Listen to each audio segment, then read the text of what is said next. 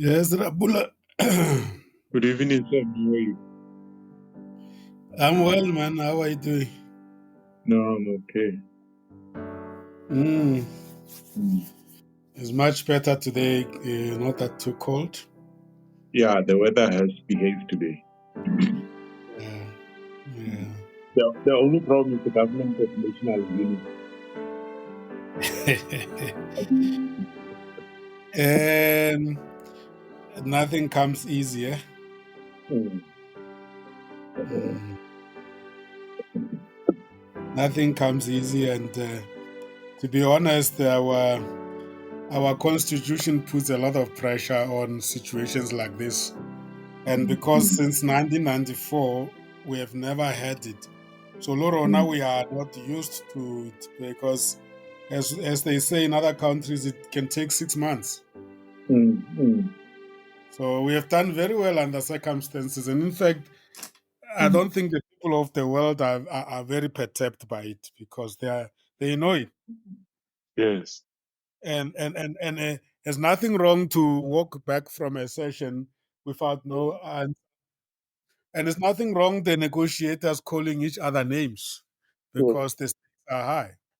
Mm. Mm. So I don't think people should be judging South Africa on the basis of this. I mean, we've already Mm. done very well at the national level. So provinces can now take their time in honest. But Mm. we tend to be thinking we tend to become a fans of politics now. It's like Chiefs and Pirates and Sundowns. If one doesn't score, Mm. now you Mm. start calling it a useless club. Yes. I mean, think of it. You have been in business, Rabula, you know. You have had Mm. projects that they tell you, my friend, this is a very big project. You're not going to rush into it. And you spend 6 months negotiating a deal. Do you know, Sam, when you said that make a proposal for elderly women here to run their own bakery. I submitted Yeah. an application to a mining trust in February. Yes. Even to, they haven't said yes or no. Yeah. I mean, for us in business, this is common. I mean, when stakes are very high, Mm. you don't want people just say no. I mean, I mean, we all see routing ANC is impossible. And then with that, as I say, DA is asking impossible. But you are expecting these people to be representing their interests. Yeah. I mean, honestly, it's I'm sure they know that they ultimately will find a solution, Mm. Mm. but they have to bargain hard because they have lined up people and Yeah. they've got ambitions to make certain impact because 2026 is around the corner. Exactly. Any who doesn't negotiate very well is Mm. going to be punished by his own people at 2026. Mm. Mm. Mm. Yeah. So, uh, Is the world as you know very well, that I'm very close to Germany, and every time there's a government, there's elections, I can tell you, it's always going to take 3 to 6 months for Mm. coalition Mm. to agree. Mm. You know, and it's normal because the state functions. It doesn't mean that when the political ministers are not appointed, the state is not functioning. Yeah. Our problem is to tend to think that now we can't do anything because the bosses are not yet settled. Mm. Meanwhile, you have staff, you've got civil servants, they must do the job. Mm. Exactly. Mm, mm. But people are not used to this, and I guess it's a new phenomenon that we'll get used to. But Mm. there's absolutely nothing wrong with it. The Again, in only South Africa, problem, the only problem is when they promise to announce when they have not yet agree. closed agreed. So that is unfortunate because now you are putting yourself under pressure. Mm. Mm. You know. Mm. Mm. So My, my so my body my body tells me I was working very hard today. While we are waiting for the rest of the team to come through, I'm going to make coffee very quick and very fast, and yeah, not sure. a black coffee. But that's not sense mesh. It looks like it's. Do you know sometimes when you think there are many of you coming through, you may find that it's only two of us. We need to carry. the entire show. Yeah, no, I mean this show is one of its own kind. Even myself, if there was nobody, I will just Mm. record. I will start recording the content. I Yes. mean Yeah. that is I'm ready for any of those Mm. possibilities. Mm. Mm. Mm. Mm, mm, But yeah, what can we do? It's part and parcel of our life. yeah, mm, Mm. yeah, Mm. yeah, yeah. No, no, no. It's you must learn to you must learn for things to move on irrespective, Mm. right? Mm. It's very important Mm. to understand that the life doesn't stop because you didn't get the number of people you wanted to get. But anyway, do your coffee. I will be Mm. with you. Just I will be waiting for you and playing music. Mm. Okay. All right. 2 minutes. I think maximum 2 to 3 minutes. Let me go and make it. Let me be sort of considerate. Say 5 minutes. I should be back in a All right. conversation. But Sure. by the advantage is that I'm using a phone. I can still make coffee while talking and Oh, while listening. we're talking, yeah, no, that's even okay. Yeah. Mm, mm. I'm Because working my on phone is very strong. My phone is very strong on that. You said I must get top of the range of which program? Which I mean on the you mean the Wi-Fi? no, not the Wi-Fi. What's the name of this? Apple. Not Apple. The internet connectivity, man. Um, Oh, um, yeah. mm. You are you using Rain? I said No, they I'm must using. give you for the streaming. You need to get for streaming the top of the Rain. I see Makulu there is battling to. He pops in and he can't stay. The network is Mm, kicking him. mm, mm. It is the strength Of the of the.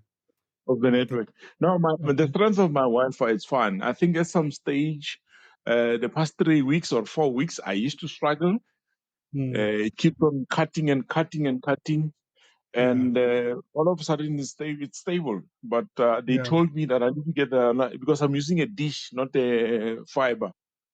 They told Mm, me I need to get another dish to make sure that it's going to be very stable because it's one of those networks which I've used for the past 5, 10 years. I've never experienced any problem with it.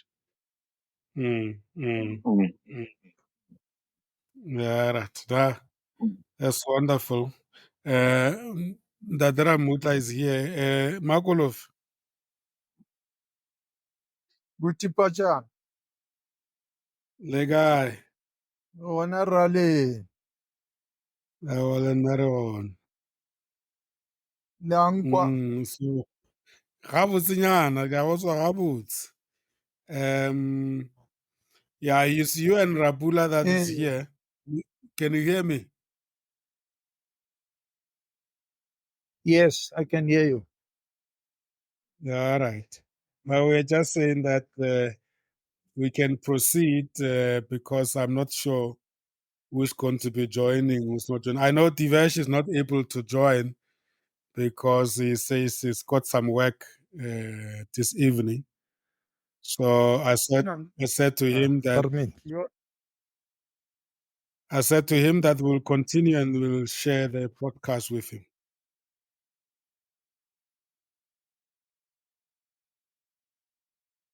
How have you been?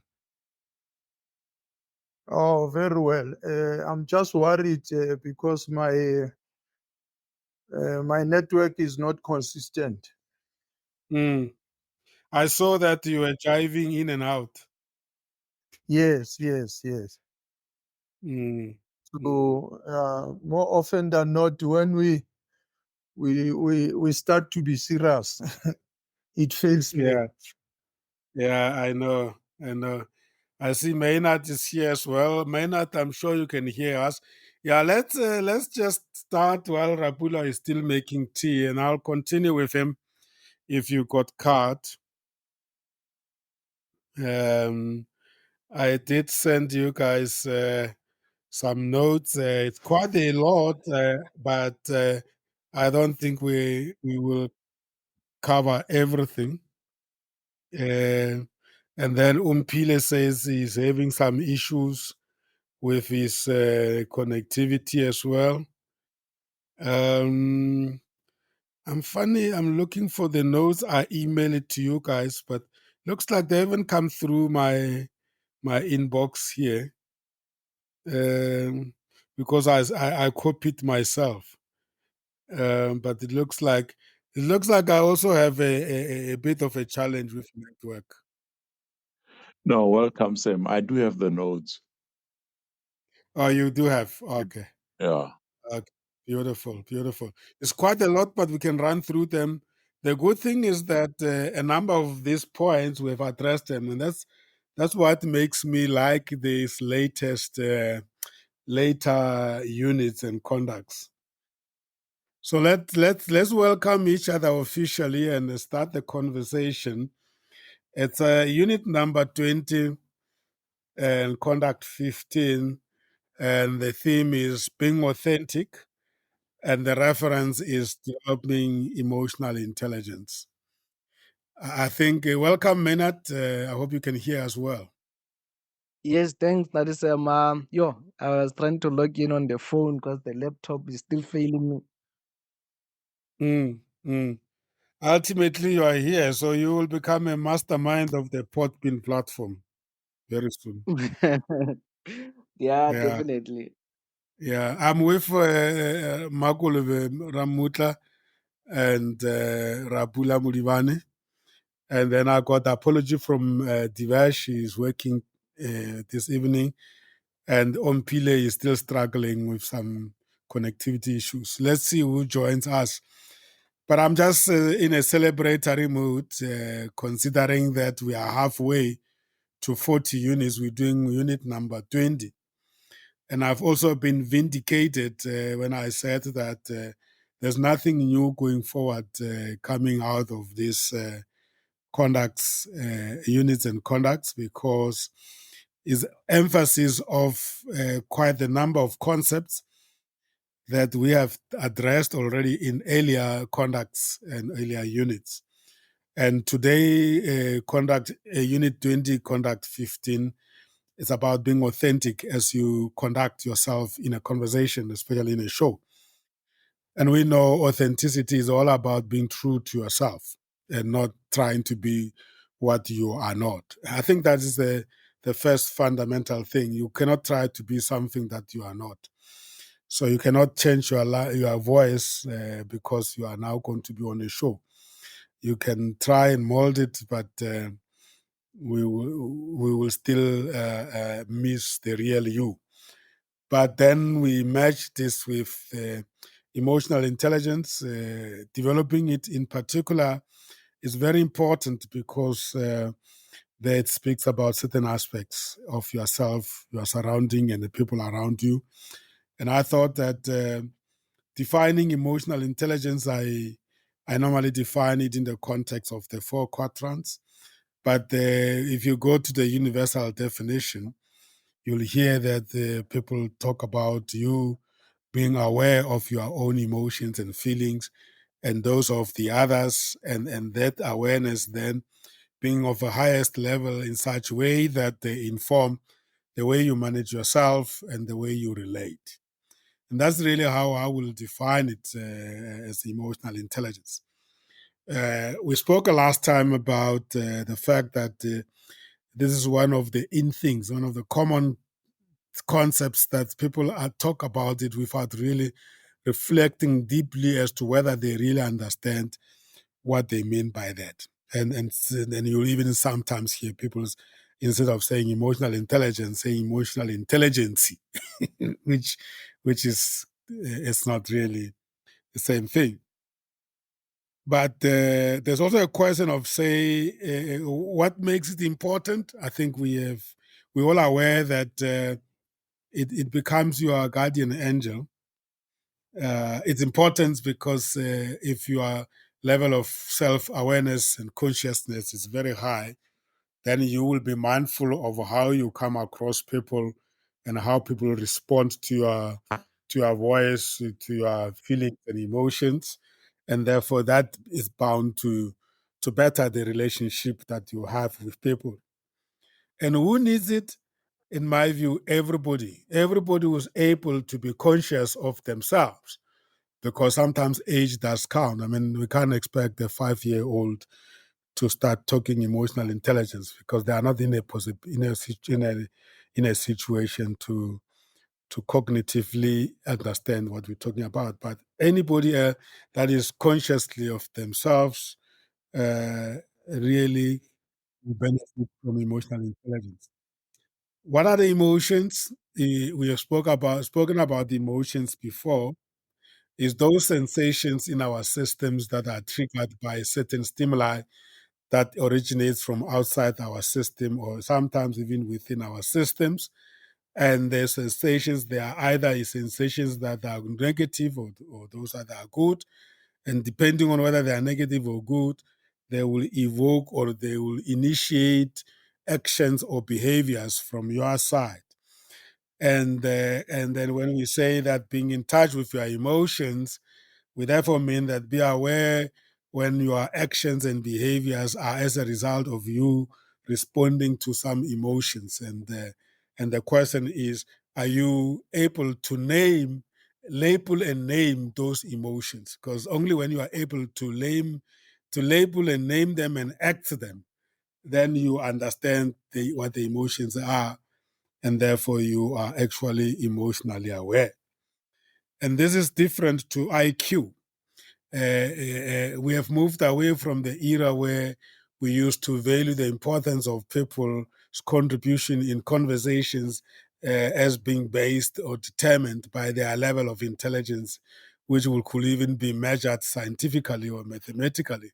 We are now in a state where we're talking about emotional intelligence, which cannot be measured mechanically, but it can only be experienced, lived, and acted. So that's just the first point in terms of emotional intelligence in perspective. Let me hold it there and hear Ndadera Muta from the social work profession point of view, and Ndadera Muta from a coaching and mentoring point of view, and Maynard from the client's point of view. I'm sure a number of times you have said with your mouth gasping to say, how can this client be doing what they are doing or saying what they are saying? Let me hold it there. Yeah, that's true, Narisem. Like working with people in general is a tricky thing where you need to be uh, very aware of their state of mind as well, because otherwise you will find yourself being out of line because you didn't manage your own emotional intelligence.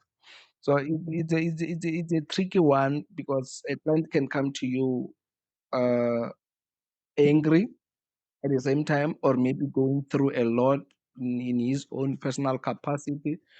And at the end of the day, you need to be able to take yourself through his side and empathize with the client if need be. And in that way, then you will be exercising the emotional intelligence. Mm. Yeah, you will be self-managing so that you are measured in the way you are responding to actions and behaviors of the client as a result of whatever emotions and feelings they are experiencing at that point in time. True.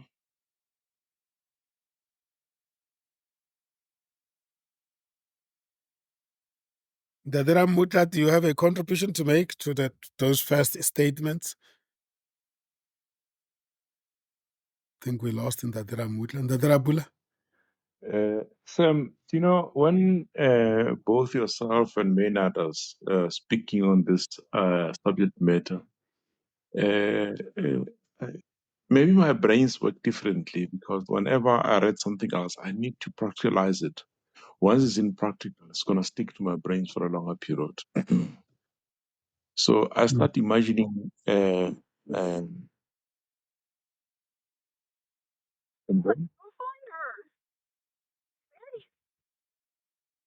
And then what's going on? Is that you, Dadrapul? No, it's not me. That's what I'm asking. What's going on now? Oh, no, it's Okay, quiet. maybe it's So, Maynard's side. yeah, I start imagining the following things of saying, when we grew up, especially where you had because I grew up in a mining environment where we've got a lot of migrant laborers coming through. And then as migrant laborers, you end up having girlfriend and boyfriend in the same scenario. So where at some stage you find that a girlfriend and boyfriend are fighting to one another. And you ask yourself a question, was it an issue of contribution of those type of emotional intelligence? Or were the people aware of the environment? Because sometimes they fight in front of the client, in front of the kids. So they create this thing of so they're going to use words of abuse as a norm to the kid because the kid do what you do. He doesn't do what you tell the kid to do. Mm.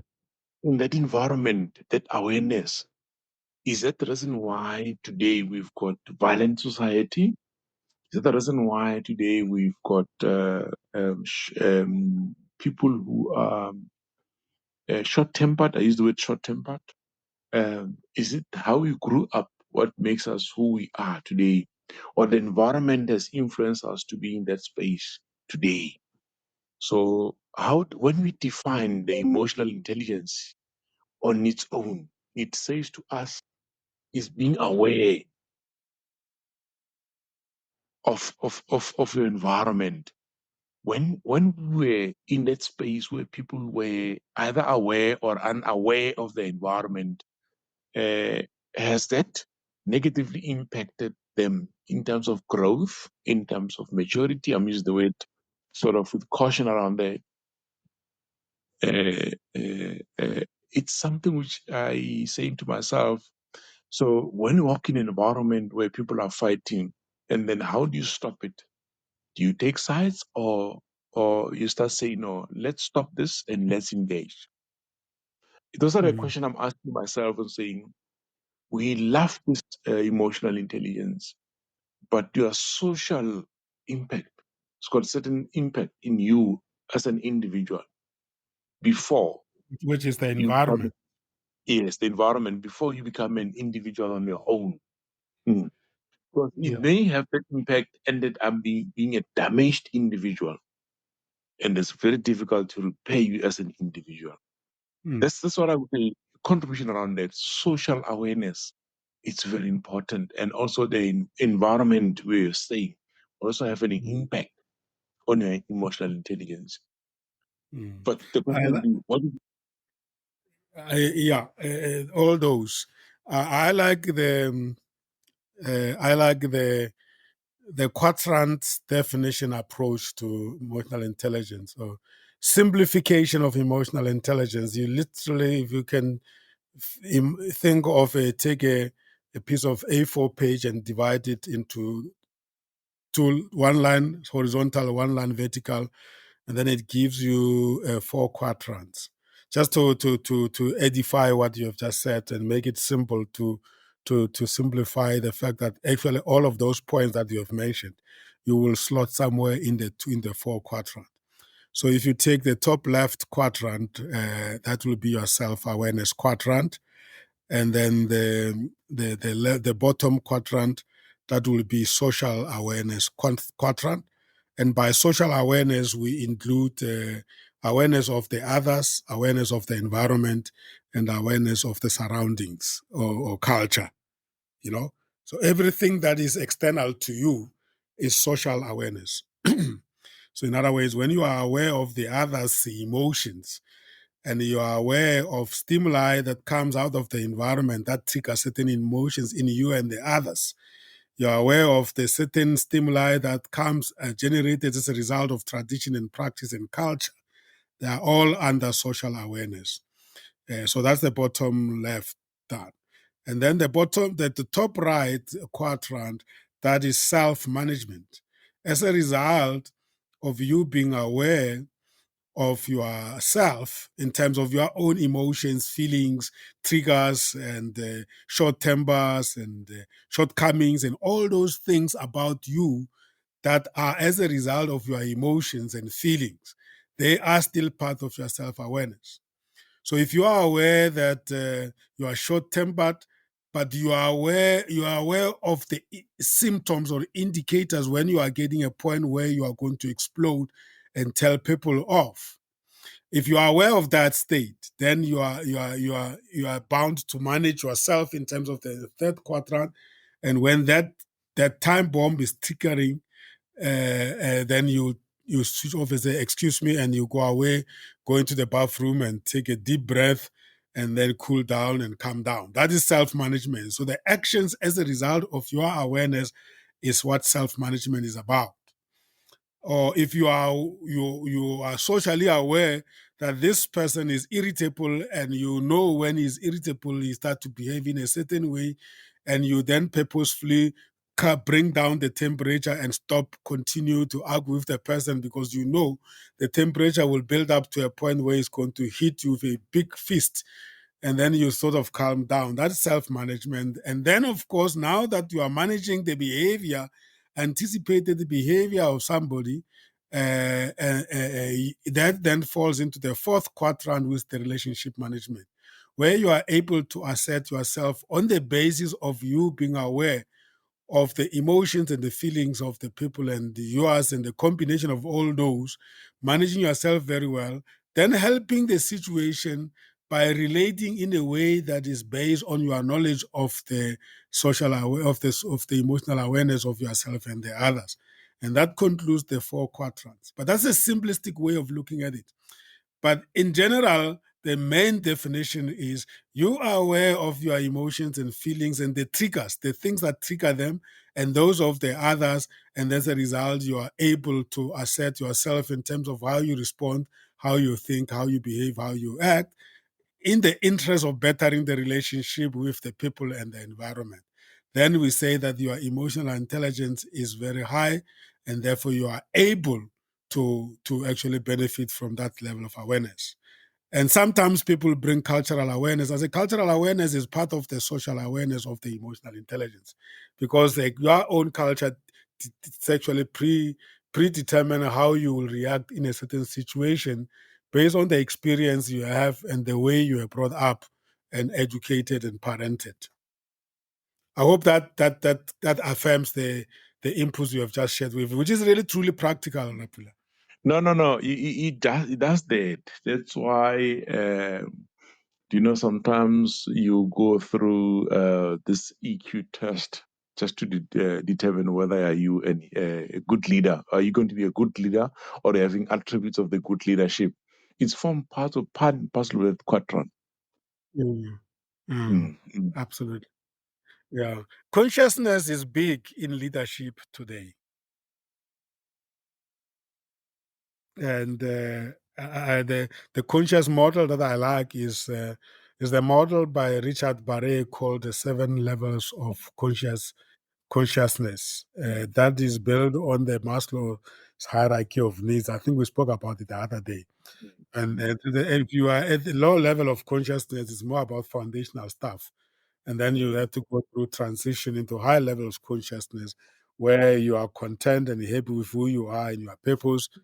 Then, of course, you relate and connect with the people in terms of relation. And then the ultimate one being of service to the people. And that's where servant leadership comes in. But if you are just managing and you are not aware of those models, then you are as good as not being able to define where you are in the bigger scheme of things in terms of your consciousness level. mm, So it's just model simplifying there.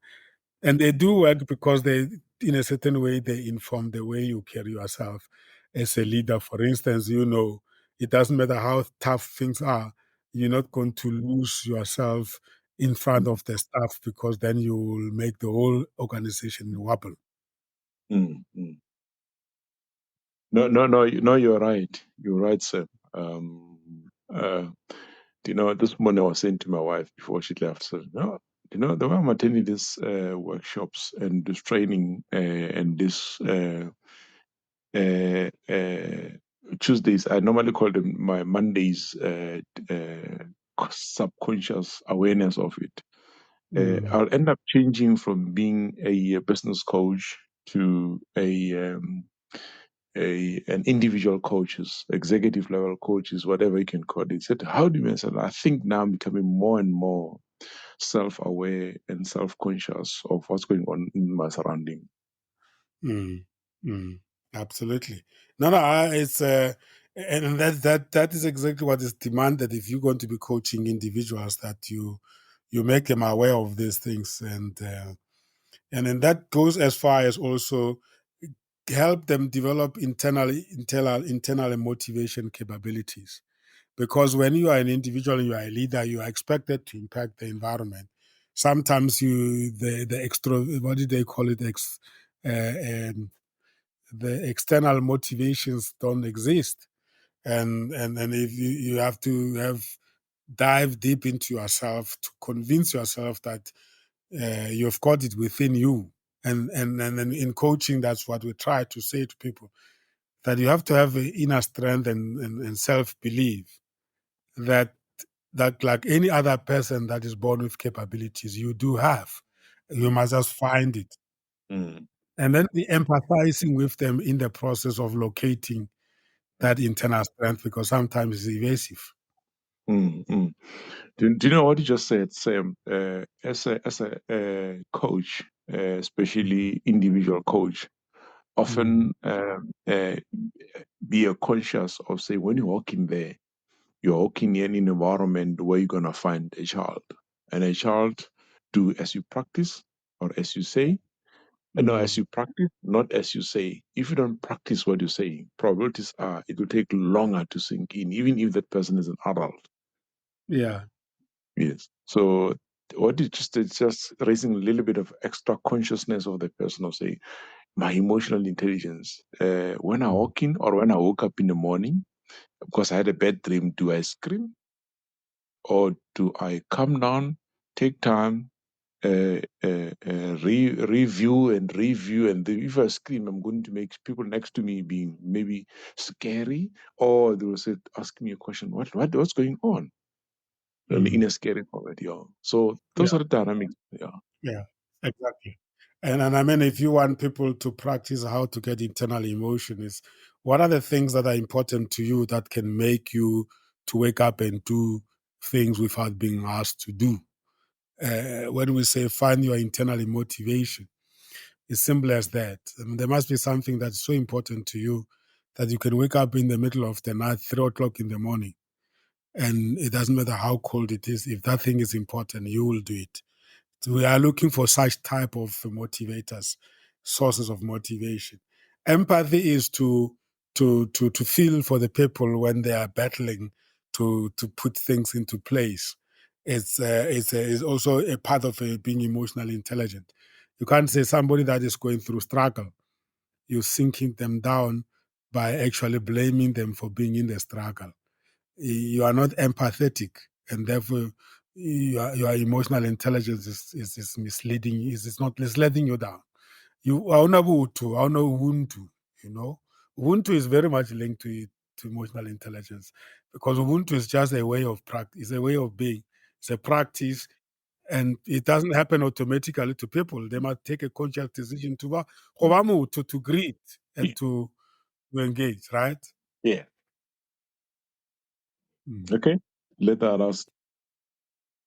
Yeah, and the Ramutla, you wanted to make some say, comments there.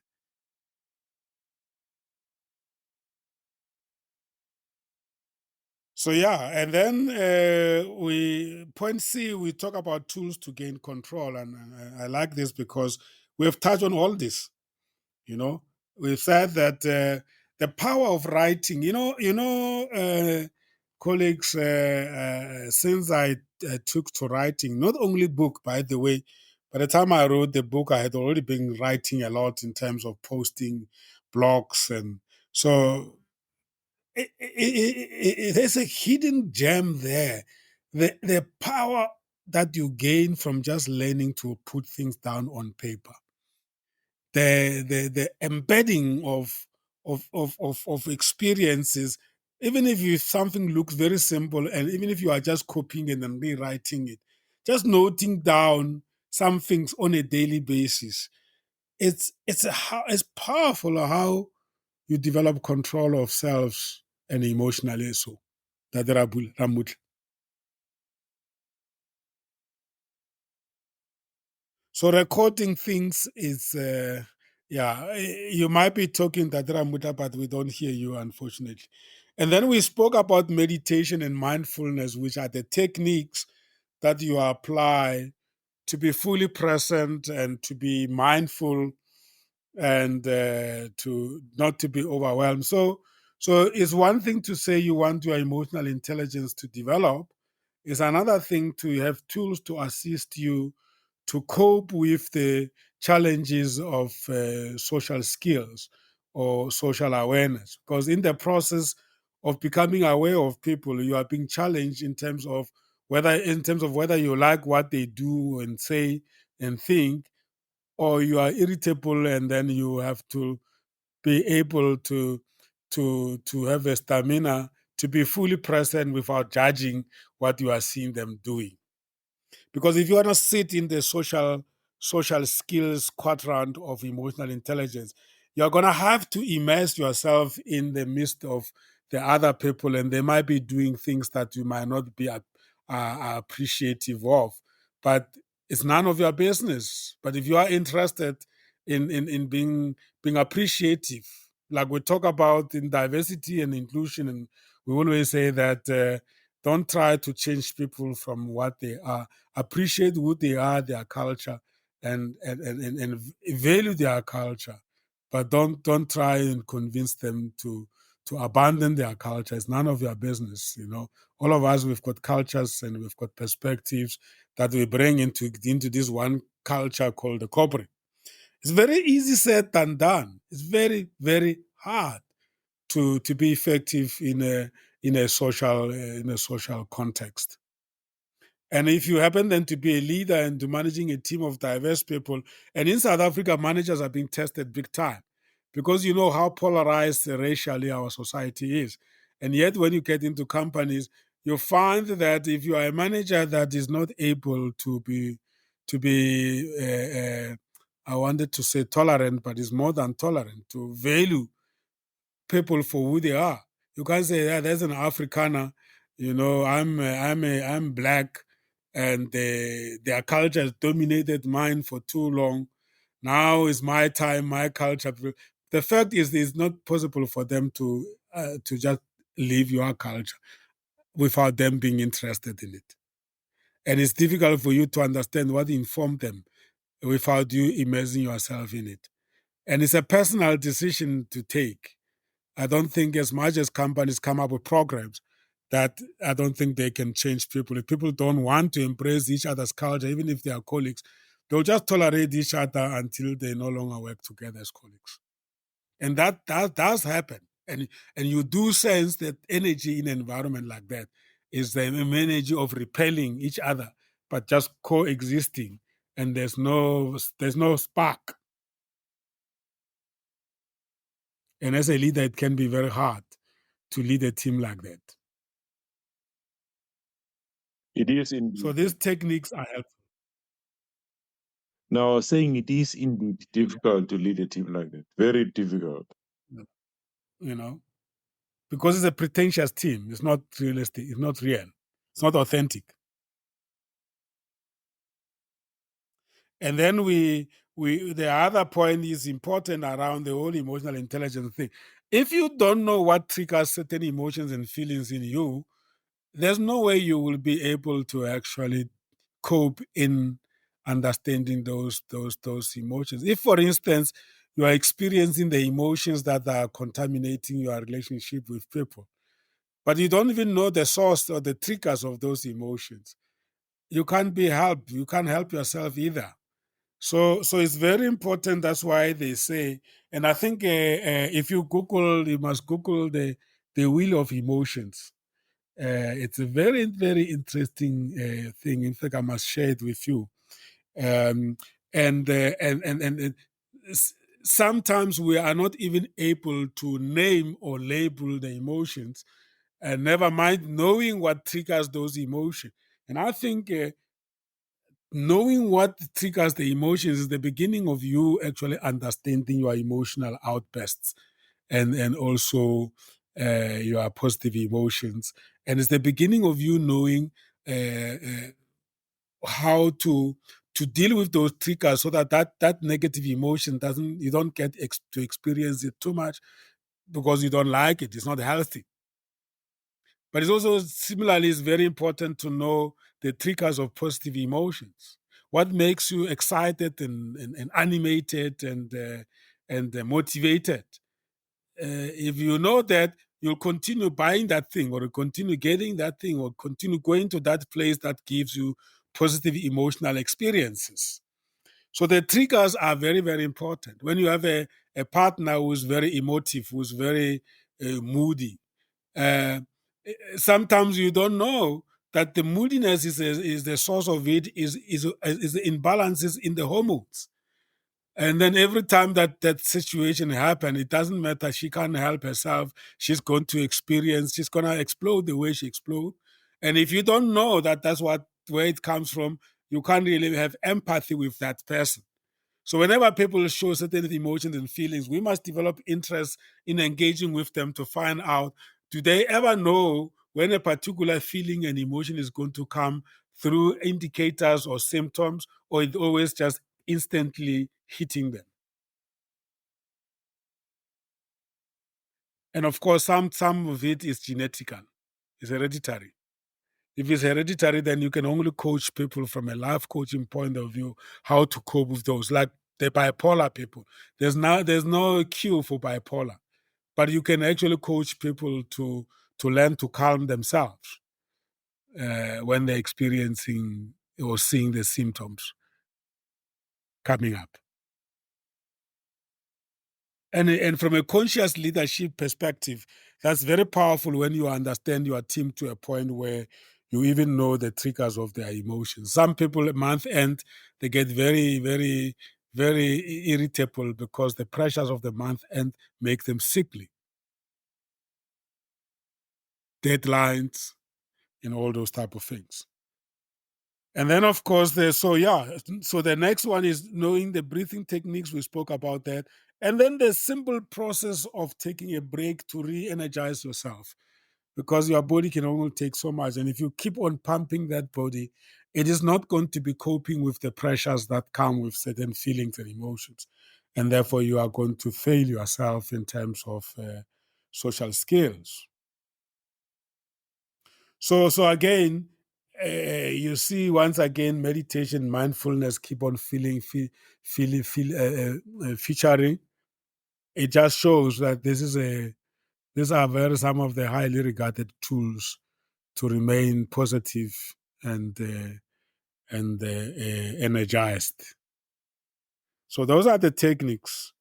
There might be many more. I mean, playing nice music, playing sleeping stories to calm down, and learning to be content and not be judgmental when things are not going your way is all the way of being to control yourself. But if you have time, you must look at the wheel, the wheel of emotions, because it's a very good tool. It talks about all various kinds of emotions that we are experiencing on a daily basis. You know, I'm just looking for one here and see if I can send it to you as we discuss them. I've got a number of them here. Let me share. I hope I can be able to share this with you. I've got one here, but it looks like it's. Oh yeah. Let me. I'll share with you Rabula and Tatera Mutla and Maynard. The wheel of emotions. There's thousands of emotions that we go through daily in our life, and they determine our state of being. and it's worth a while to look at them. You know, there's a nice one here, emotional will, and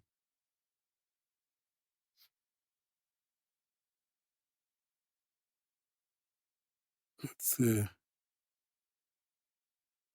very nice one. This one, and it's called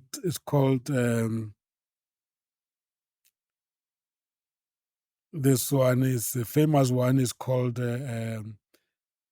Plutchik's Wheel of Emotion. I hope you are getting them on your side there.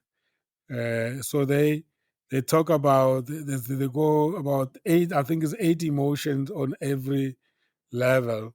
You know, you've got the emotion of vigilance, rage, loathing, grief, amazement, terror, admiration, ecstasy. And ecstasy, when you expand it, is joy and serenity. And the emotion of grief, when you extend it, it includes the sadness and pensiveness.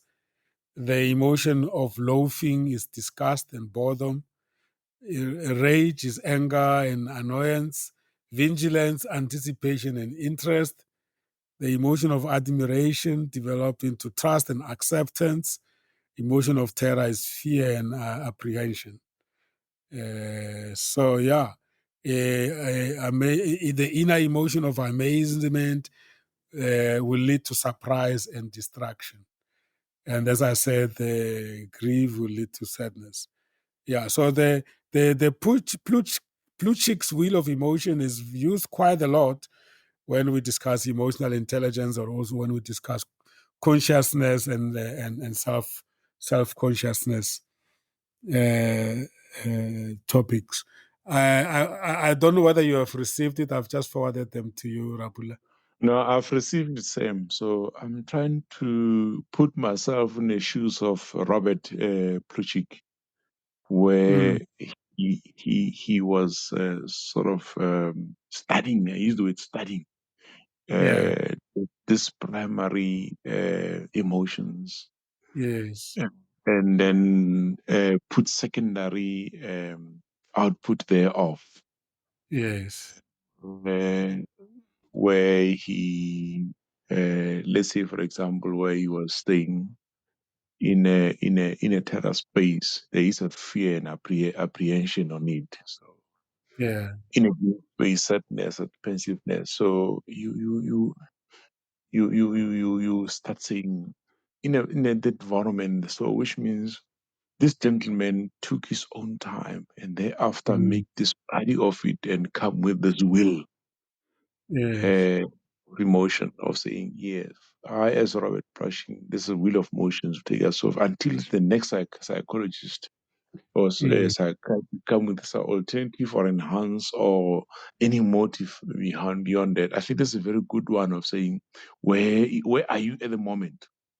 So mm, that you mm, understand the next, because it's rolling, the wheel is rolling, the next yeah. fear of your own. Yes. Yes. Is it rolling outward? Or rolling inside. It's one of the two. Mm, because what I like about the layers, this is, you can see that if you specialize, you want to specialize, and it's true when the ecstasy leads to serenity, and the admiration leads to trust and acceptance, and amazement. You're gonna be surprised and distraction. You know, but it just shows how many emotions we are experiencing on a daily basis Yeah. without us even being aware. Mm. It is. It is. It is. It is. Some of us do just cross through. Like, for instance, somebody was saying, if you're a hard worker or you're determined, you will do anything to make sure that you get outcome of that, to make sure that that has been done and dusted. You don't have to worry about it. Mm, mm, It mm. means by that time Exactly, you are because you have an inner strength that drives you. exact. Mm, yeah, So the second one we just said is very interesting in terms of saying there could be an overlap between yeah, the individual. If you're happy and you trust somebody else, Yeah. it's easy for you to submit. Yes. Or if you're happy, or if you've got joy and trust somebody else, they came alive. Yeah. Mm. So you see that they lead to an experience afterwards. Now, so you can then become intentional to and try to do things that give you the first level of emotions that you know is going to result in the higher level. Mm. Mm. Mm. If you keep on going outward to the Yeah. higher level of emotions. Yeah. Yeah. Interesting stuff. Thank you so much for that insights. Mhm. And then of course verbal communication skills. Now we said that when you are intentional about getting better consciously and emotionally, in terms of communication, you then also, this is now part of self management where you choose to actively listen, where in the past we spoke about when you're having a conversation or conducting a radio, you need to be fully present, actively listening, so that when you respond having heard the person, what they are saying and the messages. And then, of course, follow that up with being intentional about the kind of questions you ask and why you ask those questions. Because you are not just asking as a way of entertaining and pretending to show that you are part of conversation, but you are asking with intention to maybe to extract more information or to edify and affirm the messages that you have just heard, or you're indeed searching for more, and then then you can learn. You can ask open-ended questions because then those allow a person to even go deeper in the explanation. Or you can ask leading questions when you want to give people a direction without actually coercing them. Isn't that your way of being? And that's a leading question, isn't it? Exactly, isn't it? I'm leading you to say yes. Sam, what you just said, it reminds me when I started on the radio with Cometa. Yeah. One of the attributes I learned very quick and very fast is Mm. listen attentively as much as you could. Because once you listen, it's easier to identify when a speaker or a person who's on the table is going off the topic. But if you didn't listen, you'll fall into a trap of he or she who is talking to lead the topic. Yeah. Yeah. That's what they have to learn very quick and very fast. And second to that, where you asking question, sometimes when the person of the tangent, your question won't be sort of like question, it's more like a clarity. On a clarity, you return back to the topic on the table. Yeah. Yeah. So you learn to use questions to achieve Yeah. something, not just for the purposes of just asking. Yes. you know Mm. because sometimes people talk, and then if you don't ask question, they finish explaining. But if you ask questions of clarity, then they go deeper, and then they bring even more. Then you help them access more.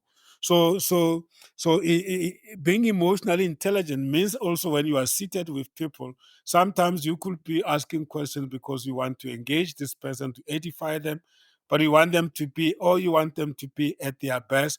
But the most important thing is you are conscious about that action. You're not defaulting into asking questions because it's a standard practice, which means then you have thought about it before even you asked, to say, I'm going to ask open-ended question because I want Rapula to explain himself more deeper.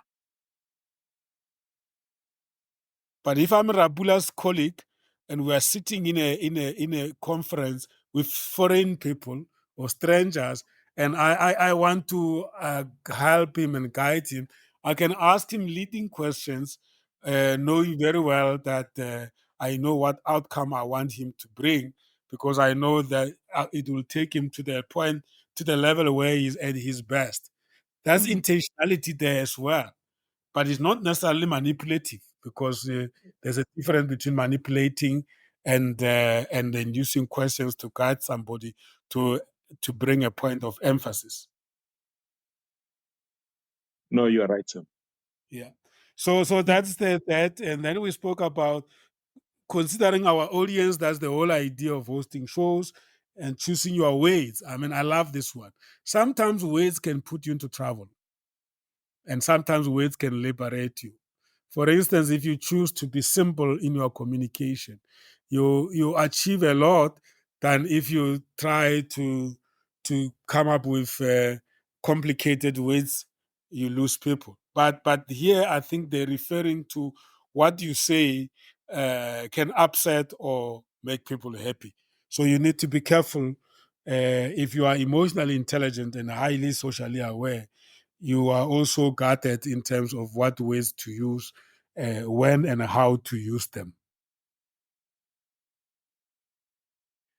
And then, of course, being authentic. Say what you believe. That is a sort of an outcome of being an active listener. Hence, now Indeed. choosing of words and be authentic becomes very simple. Yeah. Yeah. Because when people are talking and you are listening, they are already painting the environment, and they are making you aware of what is acceptable, what is not acceptable, especially if you are attentive and observant, which is actually part of active listening. And then that takes us also then, being emotionally intelligent, being authentic requires you also to master the nonverbal communication skills, which in my view is one of the most underdeveloped skills in many of people as ourselves, that we underutilize body language, and yet this is the most powerful if it's used in combination with words. You achieve more if you are intentional about using your your language.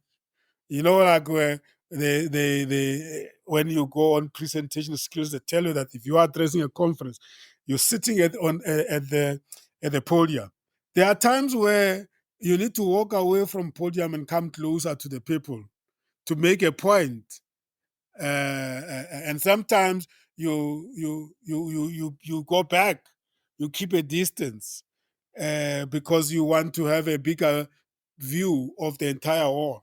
But when you want to focus on a particular row in the wall, you can even walk past all the rows and go to the row at the back. But that's an art. I like musicians like doing that when they want to engage with their audiences. So communication, it also requires the ability to use your body language. And then they say that your tone matters because your tone reveals a lot. There's a lot of loaded messages behind the tone of voice that you speak with. If your voice is bumpy or is shaky, it could be communicating trouble. You are traveled. Facial expressions, especially if you are authentic with your facial expression, because there are certain people that what you see is not what is inside. It's just compliance with expected behavior. But facial expressions, when somebody says something and you put your hand on your mouth, you are like amazing. You are amazed.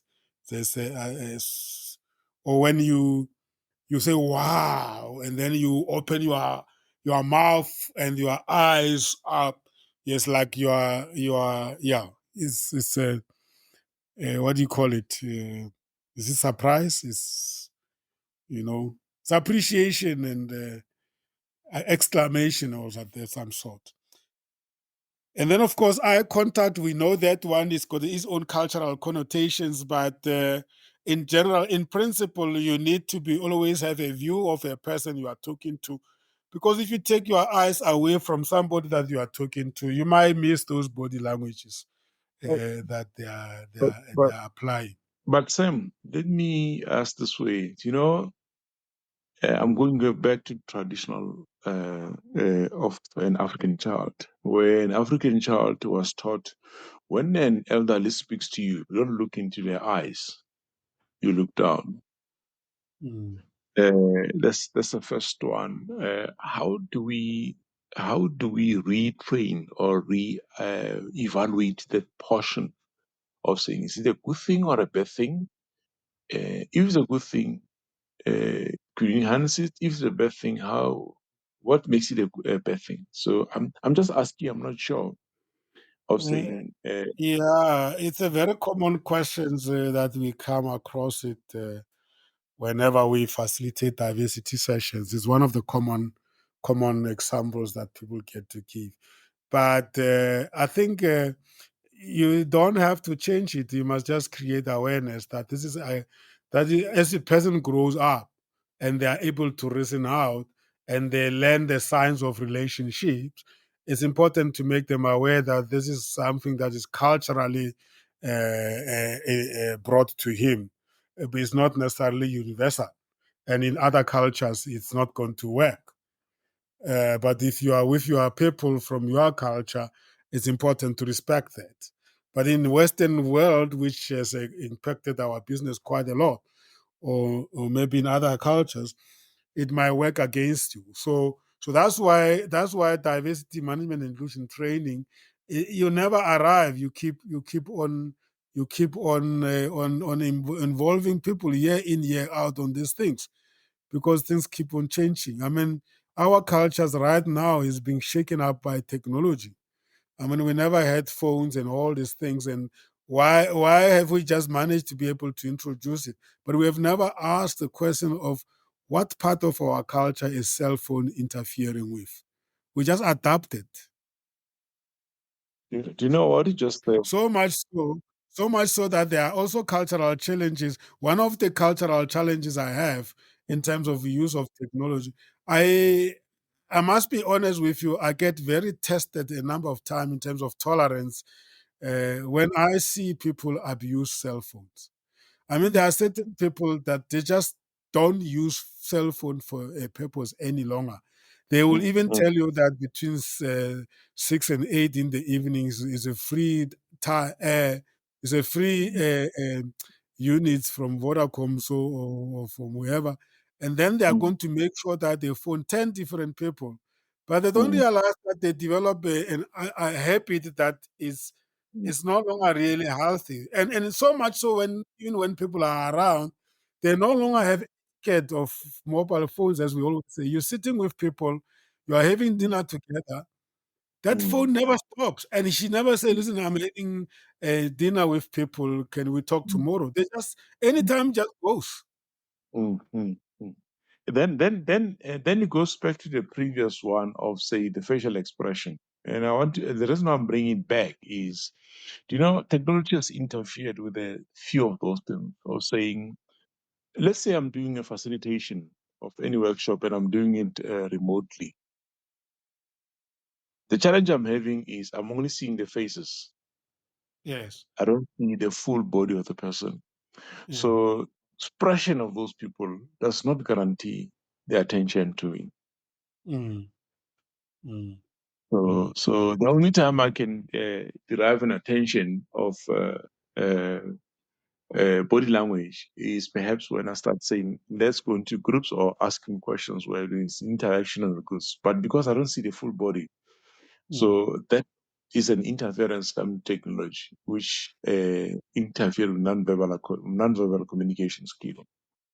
But the technology has also increased our other senses of communication.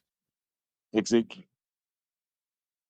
I no longer miss to see you face to face. I'm so used to get the full message of your state of being by just listening to your voice and tone and the way you respond to my communication that tells me that you are fully present.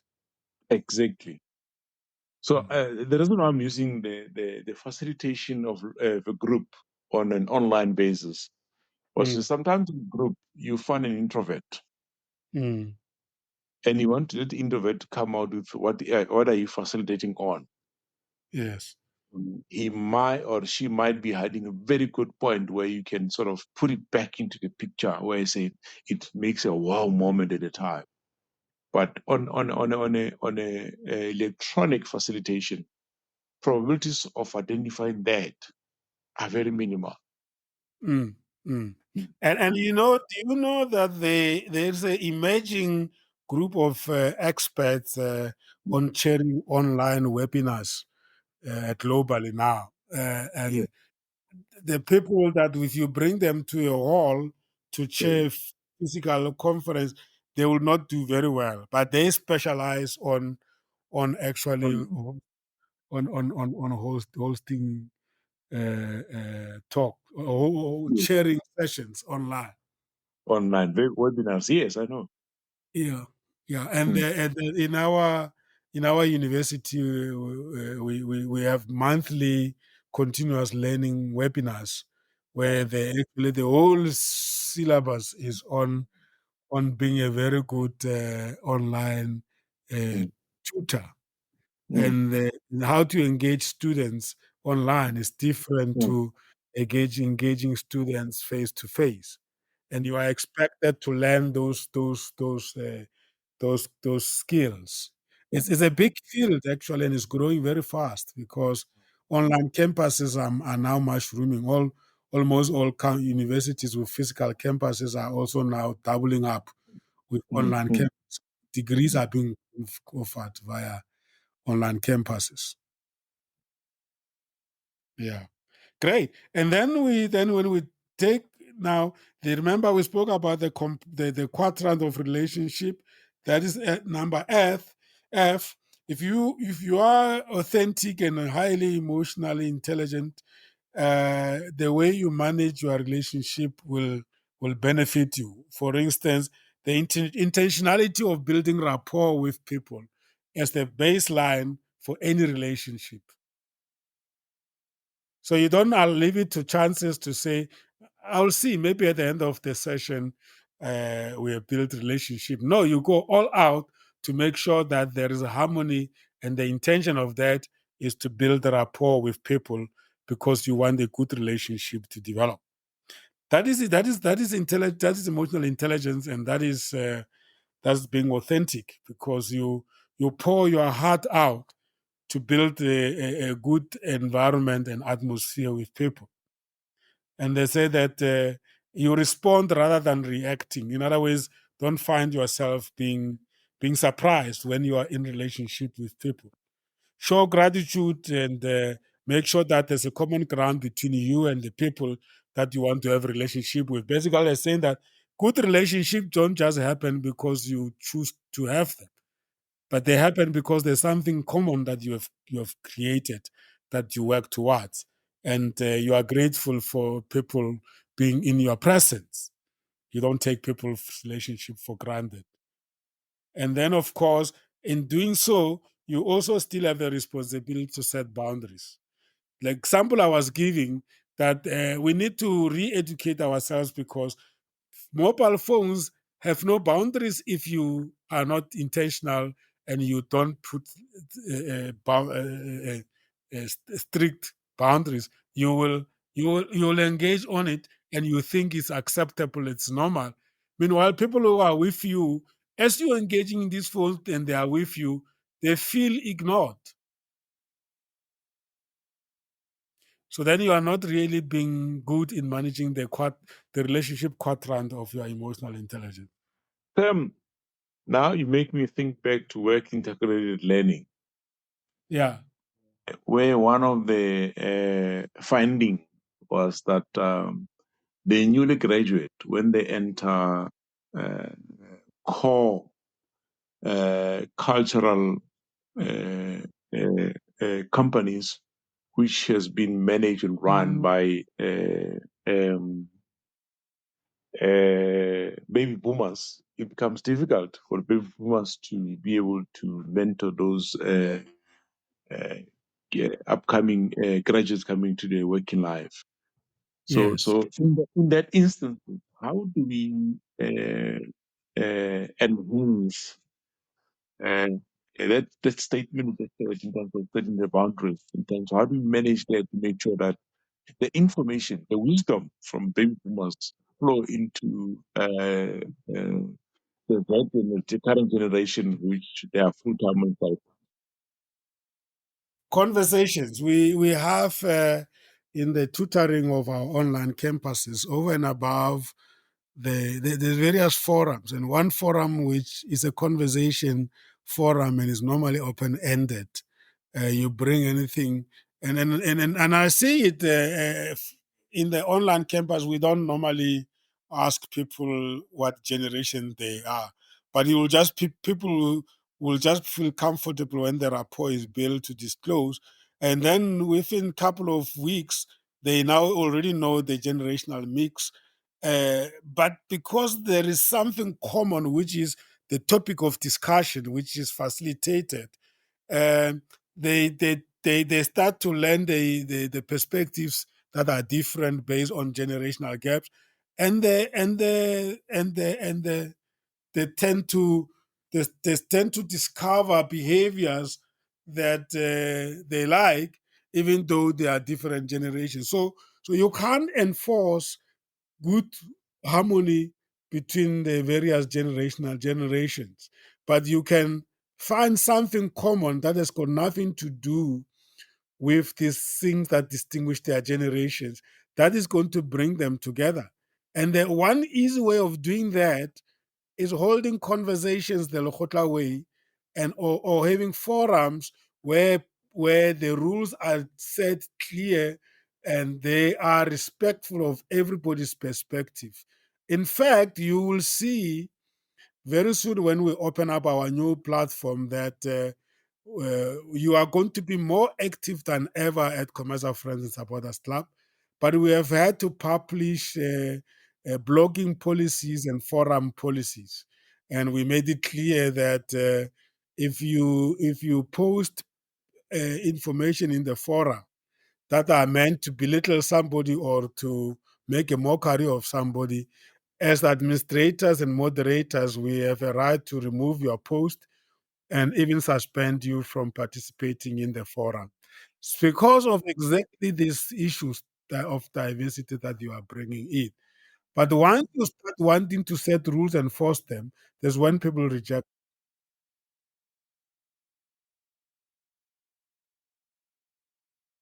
Does it answer your concern? Yes, it does. It does. Mm.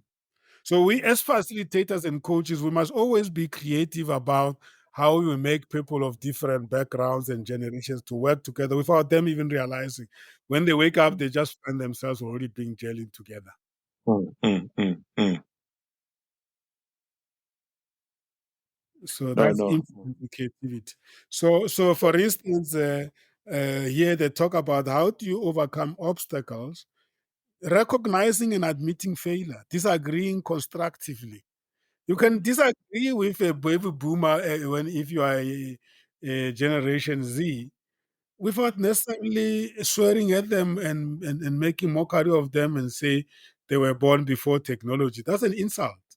Mm, mm, Although baby boomers just laugh at it because they accept that is the truth, but sometimes you use it to get at people to say you don't know anything about technology, therefore you can't lead me, and that's not true. mm, mm, mm, It's okay to share the perspective and make people realize that you were born in the times that they cannot relate to.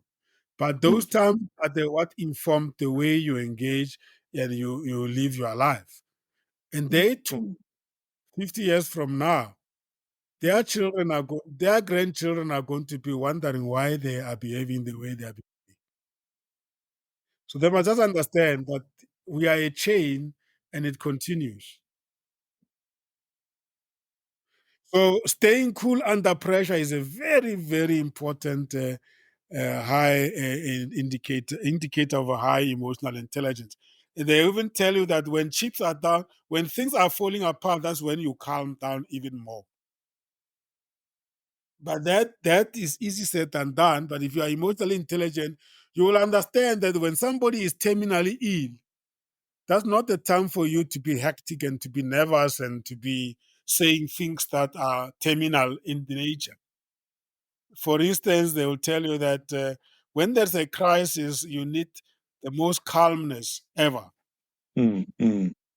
But if your emotional intelligence is very low, you are not going to be that. And I mean, we can use what's going on in what the country is going through now. We have been at a high level of if the leaders did not put cool heads, we mm, could be in a crisis now. Having had good elections, we mm, could have been in a serious crisis. mm, And all mm, of us make remarks and comments, but we don't have facts. mm, mm, Those leaders were to listen to my inputs and your inputs. They will lose direction. mm, mm, And I think the leadership of the country, irrespective of which political party, has really demonstrated that where there's a will, there's a way. mm, mm, I'm not saying everybody else is happy, but life must move on. mm, If you are charged with the responsibility of leading, don't be mm. distracted, Yes. but also don't be in a rush. Mm, Keep cool heads, be open to other people's perspectives. And if people have wronged you, the power of forgiveness is mm, the remedy that you have in your hands. mm, mm, When you forgive somebody, you actually liberate you. It's not about that person, it's about you. Because if you mm. hold grudges, you're not going to be able to move forward. And when you you forget very easy and very quick. Yeah, you you heal very quickly, focus on what is next. But if you're gonna Yes. harbor animosities of the last years and then people that you are even angry with, they don't even know that you are angry with them. Mm, mm, So better liberate yourself, forgive the people. And then if you have to tell them one day the opportunity will present itself and you tell them that you've forgiven them. But it's not important for people to know that you have forgiven them. You must just say mm, it to yourself that I forgive Rapula, whether he hears it or not. It is mm, about me. mm, I mean, many of us have had failed relationships. I mean, people don't know that we all have gone through this. If you are going to be angry with that former partner of yours for the rest of your life, I don't think you can live peaceful life. No, you won't. You know. Yes, it was hurtful then, but now that you are over it, can you forgive? Because Mm, because because you need to liberate yourself to move on with life. And she or he also must do the same to move on in life. And when you happen to bump at each other, there's no need to be opening the old wounds. You must just mm, be happy that you move on with their life, they move on with your life. mm. It's a very painful thing, Rabula, because when we meet for the first time, we don't intend to meet to part, right? Yes. Yes. The intentions are always good, but life happens, yeah? Mm, mm, Painful as it is, uh, you need to be able to forgive. So yeah, so that's overcoming obstacles. One of those is to learn to forgive so that you can welcome new relationships in your life. mm, You know, I'm just using it as an example. So then the application when it comes to business where emotional intelligence helps you is in terms of working as a team. I mean, a mm, team is a makeup of individuals who are very different. But mm, sometimes mm, when you are good emotionally and you have empathy for each other, you may even think you don't have differences. mm, So you need that's why emotional intelligence in building teams is very, very important. And I'm not mm, talking cosmetic emotional intelligence where you go on a one-day workshop on emotional intelligence and unconscious biasness and all those type of things, and you come back and then you say, now we are ready. No, you have to work at it. It's a journey.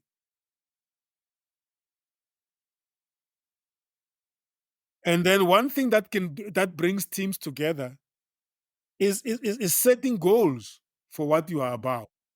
mm, Not be lazy to think that everybody knows what we intend to achieve. No, no, no. You need to set goals and then you need to learn to receive bad and good feedback.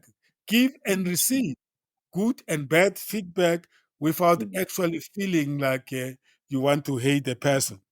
And then, in Yes. terms of customers' experience and rapport, you benefit a lot when you have learned to be tolerant of other people. You have learned to be not to be judgmental. And when you meet a customer is not meeting the standard you are looking for, you you you you you don't terminate the relationship in a way that makes the other person feel like they're worth nothing. No, it's your right to terminate the relationship, but you still have to do that with dignity. Sam, we just mentioned something which is very interesting, um, and very little bit more relevant. I think 3 weeks ago, when I was speaking to the team I was coaching, one thing which I keep on mentioning to the team was the issue of uh, lost opportunity. And I used the following of saying, as a small entrepreneur, you need to pay your school fees. One of the school fees is, example which I made at the SMME straight, where I said one of the school fees you pay is you submit your proposal, you don't get a feedback, and Yes. somebody see their proposal and deal with it. If you're going to be angry that your proposal is stolen, you're not going to grow as an entrepreneur. Yeah. Yeah. Take You're that as gonna a have school a fee. lot of animosity. Exactly. You're going to build a lot of animosity. You're not going to go anywhere else. Mm, That boils back to exactly what you just said. mm, mm. It's the same thing as not being generous with knowledge, information, and networks and contacts. You Mm. think you are preserving your own, but you are actually limiting your own growth. Exactly. You know, and a lot of people make that mistake of being possessive of what they know in Mm. terms of knowledge and information, and Mm. they think by so doing, then they're maximizing their economic growth. And Mm. the reality is that you grow more when you share more. Yes, there are sometimes people will benefit from your knowledge and information, but they will not say thank you. It's fine. Mm. Mm. Sometimes you don't get rewarded by the same people that you have helped. You get Yes. rewarded via somebody else, and Mm. that's what make a society to be progressive, and that is sharing knowledge, supporting and guiding each other. And when you Mm. don't get a thank you, move on, knowing very well that God is going to thank you in His own way. Yes. You know. Of course, in business practice, there is one practice of protecting your intellectual property and making sure that the information and the reputation of the organization is not overexposed. That is a standard practice, but that should not become a behavior in terms of sharing and learning together. So then we talk about the benefits of being emotionally aware. It's quite nice points they are raising here. One of those is a strong interpersonal relationships. Because if you are Mm. emotionally aware, you nurture the relationship. If you wronged somebody, you apologize, and you deal with things that are caused by you. You take ownership. You are able to manage change. You Mm. know, Mm. because Mm. sometimes change is painful because we did not see it coming. We don't embrace it. We fight it, and Mm. even though we see this is out of our control, the change Mm. that our political parties and politicians are going through right now in South Africa is easy for you and I to talk about it and laugh. For Mm. them, some of them have lost bread and butter issues, Mm. and it will never go back to where it used to be. It will only be history. Mm. So they're Mm. going through a lot of shock. Mm. And at the same time, the pressure is not allowing them to even recover from that shock. So they can't Mm. even start living a new life. They don't even know what a new life is. Mm. It is. When It you, is. as a minister, you get appointed second time again, and then a fellow minister is nowhere to be seen, Mm. it ought to affect you when you go to Mm. the cabinet and you realize that, yeah, You're minister on so your own. minister so and so is no more in this great position. Mm. Mm. You get So come. traumatized by the fact that change has come and has brought new people in your life. The old ones that you used to have a good time with, they are no longer They're no, accessible. they're nowhere to be found. Mm. Mm. And when you call them, they tell you nobody calls and check them. Mm. Life moves on. It has to Mm. be, it must be very painful. So you have to have empathy for that. But if you have a high emotional intelligence, you are able to accept, rather than fighting change, you accept it as it is, and then you move with it. You appreciate that Mm. Mm. other doors will open somewhere. Yes. And in many cases, new leaders, when they come on board, they bring changes. Mm. Any leader who comes in doesn't bring changes, is not a leader. So the other thing, it helps you with reduced stress and anxiety, improve decision making, and boost employee morale. Mm. And then lastly, you do make an impact when your level of consciousness is very high. You Mm. know, Mm. creating a Mm. powerful first impression, maintaining your composure, inspiring leadership, gaining Mm. self-confidence and patience and practice. So I think what I like about this conduct and the unit is it's being authentic. I can never imagine somebody being authentic when their emotional intelligence is very low. Because when your emotional intelligence is very low, you're going to be very self-centered and ignore other aspects of coexistence. Mm. Mm. And we are tested every day. Our patience, our moods are being tested every day. It never stops. We need to keep on working at getting better. And when you have embarrassed yourself, you must wake up, dust yourself, go back and apologize and reposition yourself, as long as you learn from it. Yeah. So, hosting shows requires authenticity and a high level of emotional intelligence to be able to hold the space and allow your guests and your listeners to flow in the Mm. engagement. Mm. Mm. So, yeah, there we are. That's unit number 20, conduct 15, being authentic. You know, time flies. That's it. Hey, I'm telling you, I look at the time now, it's 2030. So, my goodness, what happened? It flies. Yeah, yeah. Yeah, but it's a very good contact. Thank you so much. I hope that Ramutla and Maynard could follow our conversation. It was a dialogue between you and I, but I think it was good. It's a good one. It's worth it. I think even the people who's going to listen to this podcast, they've also enjoyed themselves. Start realizing, Mm. this is very interesting. Yeah, yeah, Mm. indeed. Mm. Indeed. Mm. Thank you so much, and that Rapula will meet the next Tuesday when we go into contact 21 and unit 21, contact 16. We're going on the other side of 20 now. We are marching towards 40, which is excellent.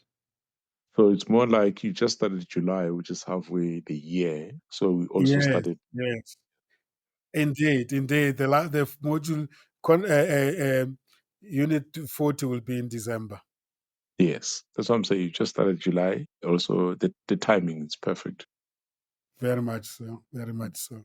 So let me see what the Unit 21 is about. It's about Unit 21, Contact 16, about projection. Master the art of projecting your voice and ideas for social learning. Build your social learning skills. Wow, that is for Ndatera Mutla. Projection is really like how it can be interpreted in two different ways. You project yourself onto somebody, but it's really a projection in terms of projecting your voice and expressing yourself and voicing out your ideas. And Mm. we say that's part of social learning. And we are going to be referencing to our course on social learning, which is very much almost like that quadrant two of social awareness. Interesting stuff. Okay. Yeah, it's very interesting. Uh, Let's hear next week Tuesday. How do we explore it and make sure that yeah. we're on the same page? Yeah. Yeah, let me read in Dadara Mutla's closing remarks here on WhatsApp. Wow, I didn't see so much input he has made here. In social work, we work with people whose social functioning is impaired, where we contribute towards the restoration of their impaired capacities. We are guided by the principle of acceptance. accepting people for who they are without being judgmental. Principle of being non-judgmental. Yes. We are guiding the interview, being aware of the prevailing environment. We are also guided by the 4 self-awareness quadrants. That is self, social, self-management, and relationship management. Yeah, that's emotional intelligence. The Dhamma, they call them self-awareness quadrants or quadrants. I think it's quadrants, yes. Yeah, that's emotional intelligence. Wonderful. We also observe the principle of empathy, putting yourself in the shoes of the others. Also acknowledge the utilization of the skills outlined by Prasem, listening, communication, nonverbal communication, incorporating body language, tone, facial expression. The whole show for me tonight was a wow. Give both of you honorary social work recognition. My take home is that the show will make a huge contribution in rekindling the social work practice and guiding principles now and in the future. Wow. That's good in that Muda. Thank you so much. There you are in that Pula. Appreciate all the other inputs of your show. Yes, in business is working as a team. It is indeed a journey. Receive good and bad feedback, respect the relationship, and treat it with dignity. Benefit of being emotionally aware. Wow, beautiful indeed. So now I think that Muta will be even more happy to hear that Unit 21, Contact 16 about projection. We map that with social learning. So I think I'll make sure that we share that with him as well in advance. But I think Ramuta need to get this network right. He's got Yeah, so we much. miss him. We miss his input here. Yeah, he's got so much to contribute. Yeah, indeed. Dadara Muda, if you are listening, you need to get your network right. Then the coming 20 units, you need to get your network functioning because I think you have, as Dadara Rabula is saying, you have so much to contribute. These topics touch so much on social work profession. Great. Thank you so much, colleagues. Have a good evening. We'll meet again next Tuesday. That was Commercial Radio Worldwide. The mind, the journey, the destiny.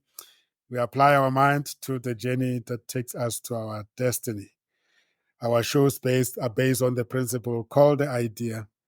We inform and entertain, develop and educate, empower and support, associate and network. That's the idea. My name is Sam Zimmer. I was your host, joined by Rapula Mulivani from Vujanala in Maliwing, a local municipality in Brets, and Ndaderabu Ramutla Makulove, all the way from Tembisa, and Maynard Maisela, all the way from is Fosluras Maynard. Okay, I hope I get it right. Fosluras or Boxbeck, let me say so. Yeah, thank you so much. Is it Boxbeck? Yeah, no, it's Boxback. I'm very far from Oslo. But it's still the city of Ekurhuleni. You, myself, and Ramuta, we are still in the city of Ekurhuleni metropolitan. So we belong to the same territory. Thank you so much, colleagues. You take care. Goodbye. Yes.